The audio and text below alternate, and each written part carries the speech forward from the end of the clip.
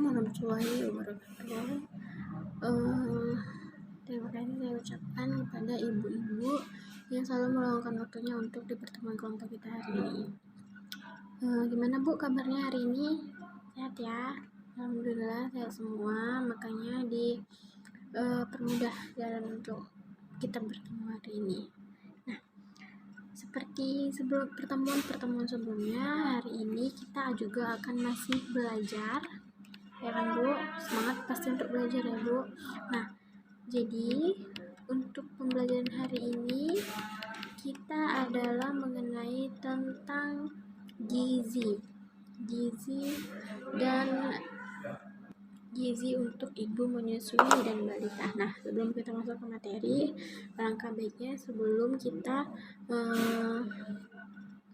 memulainya, mari kita berdoa menurut agama kita masing-masing. Doa dimulai. Doa selesai.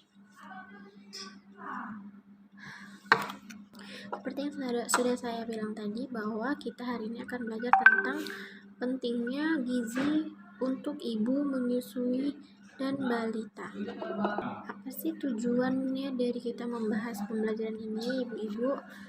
Nah, tujuannya itu ya adalah pertama kita bisa memahami pentingnya ASI saja bagi bayi usia 0 sampai 6 bulan dan ASI sampai usia 2 tahun.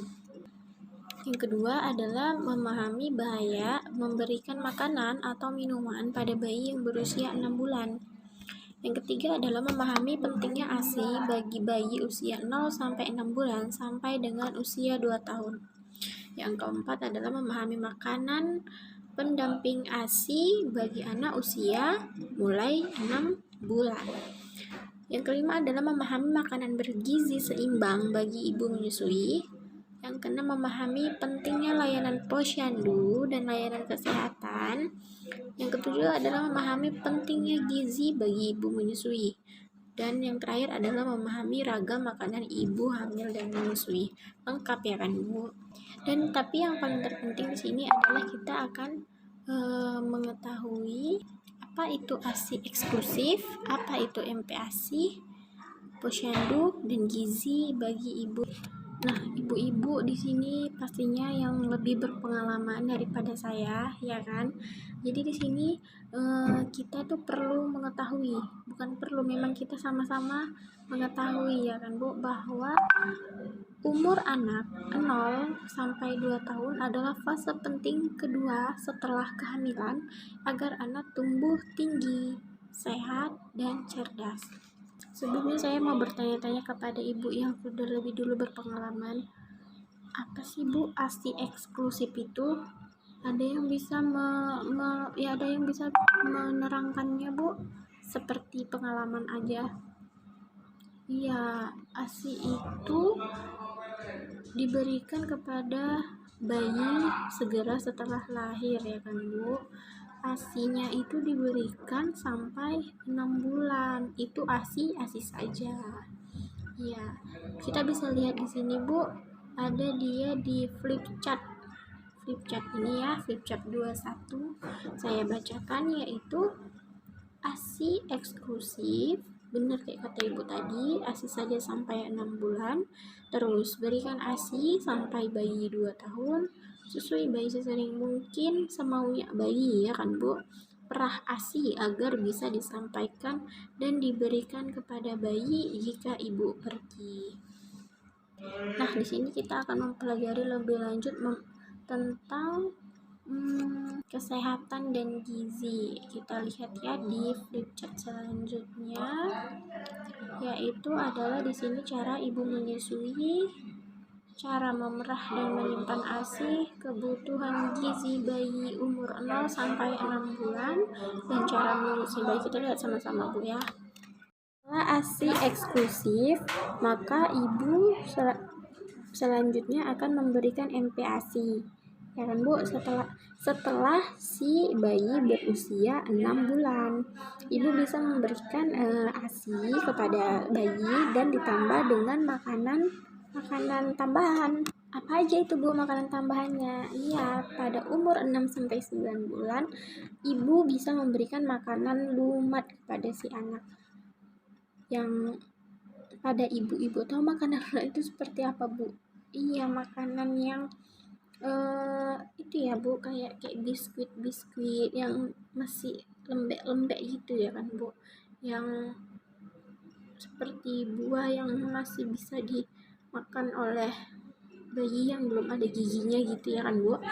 Makanan lumat 2 kali sampai 3 kali sehari, dan makanan selingannya bisa 1 sampai 2 kali sehari dengan porsi 2 sampai 3 sendok aja cukup, bisa. Lalu pada usia 9 sampai 12 bulan makanan lembek. Makanan lembek itu makan lebih kasar daripada makanan lumat, ya kan, Bu? Pasti Ibu lebih tahu. Atau makanan yang dicincang. Itu bisa diberikan 3 sampai 4 kali dalam sehari. Pada masa MPASI ini, ibu bisa membebaskan anak. Contohnya misalnya itu kan dia udah berusia 6 sampai maksudnya berusia 9 sampai 12 bulan. Jadi di situ ibu bisa membiarkan anak untuk makan sendiri dari sendok dan minum sendiri dari gelas atau dodot gitu ya. Itu biar bisa mengajari anak lebih mandiri untuk makan. Dan jangan lupa ibu harus tetap memperhatikan kebersihannya walaupun ibu membiarkan anak makan sendiri. Setelah itu, Bu, apa yang biasanya ibu lakukan kalau misalnya anak sudah balita, udah umur 6 sampai 12 bulan? Iya, posyandu, perlunya imunisasi. Jadi pada imunisasi nanti ibu dan anak akan mendapatkan pelayanan kesehatan, ya kan, Bu? Baru bisa terpantau pertumbuhan anak balita sehingga tidak menderita kekurangan gizi atau terjadi gizi buruk. Lalu balita bisa mendapatkan kapsul vitamin A oleh imunisasi yang lengkap.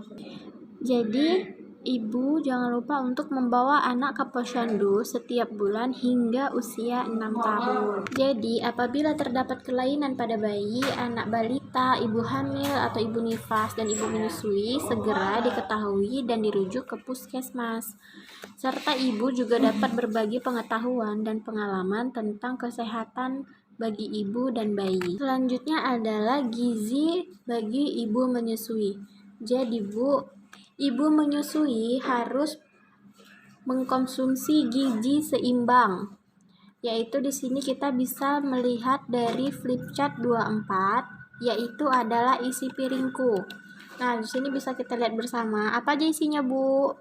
Ada karbohidrat atau nasi, ada protein, buah-buahan, dan sayur-sayuran. Jangan lupa untuk ibu menyusui membutuhkan 12 sampai 14 gelas air minum per hari, dibandingkan dengan minimal 8 gelas per hari yang disarankan untuk orang dewasa. Jadi batas konsumsi gula juga, garam, dan lemak. Lakukan aktivitas yang cukup dan dipertahankan berat badan yang normal. Baiklah, Bu, jadi dari pembahasan kita hari ini, kita lihat lagi dari flipchart 25, saya bacakan, yaitu kita sudah membahas tentang bayi diberikan ASI saja selama 6 bulan, lanjut ASI sampai 2 tahun, baru kita berikan makanan pendamping ASI diberikan secara bertahap mulai usia 6 bulan. Jangan lupa membawa bayi dan anak ke posyandu sebulan sekali. Dan ibu menyusui jangan lupa untuk selalu makan makanan dengan gizi seimbang. Baik, Bu, untuk hari ini segitu aja pembelajaran kita. Kita akan sambung pembelajaran kita di pertemuan selanjutnya. Akhir kata saya ucapkan Assalamualaikum warahmatullahi wabarakatuh. Semoga apa yang kita pelajari dapat dipahami dan diresapi dan juga dipraktekkan bagi ibu yang masih mempunyai anak balita atau ibu yang sedang hamil. Terima kasih, Bu.